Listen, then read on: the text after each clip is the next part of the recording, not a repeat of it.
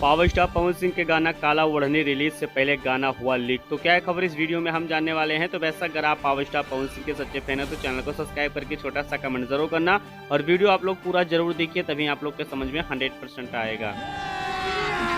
अभी मजा आएगा ना भिड़ो।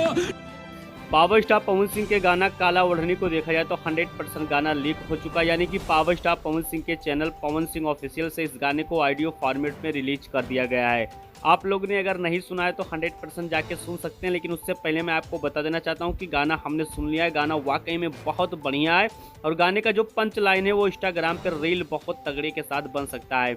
लेकिन दूसरी सबसे बड़ी अपडेट आपको बता देना चाहता हूं कि कंपनी वाले ने बड़ा एक्शन लिया और 100% उस गाने को पावर स्टार पवन सिंह के ऑफिशियल चैनल से डिलीट करवा दिया है। अब आप लोग इस गाने को नहीं सुन सकते हैं। शाम तक ये गाना पावर स्टार पवन सिंह के ऑफिशियल चैनल पर रिलीज था और अब इस गाने को डिलीट करवा दिया गया है।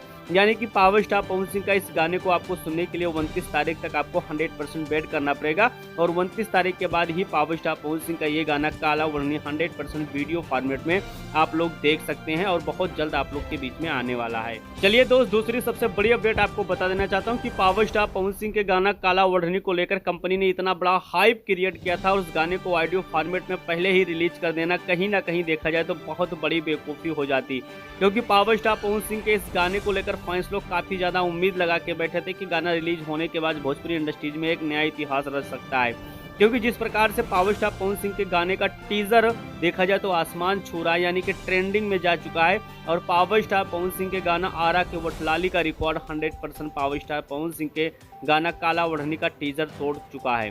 तो बेशक आप समझ सकते हैं कि कहीं ना कहीं इतना बड़ा हाइप क्रिएट करना और ऑडियो फॉर्मेट में अगर रिलीज कर देना गाना तो बहुत बड़ी बेवकूफ़ी होती है। इसलिए कंपनी ने इस गाने को डिलीट करवा दिया, लेकिन मैंने इस गाने को कल सुना है, बहुत अच्छा गाना है और आने के बाद 100% रिकॉर्ड भोजपुरी इंडस्ट्रीज में बना सकता है।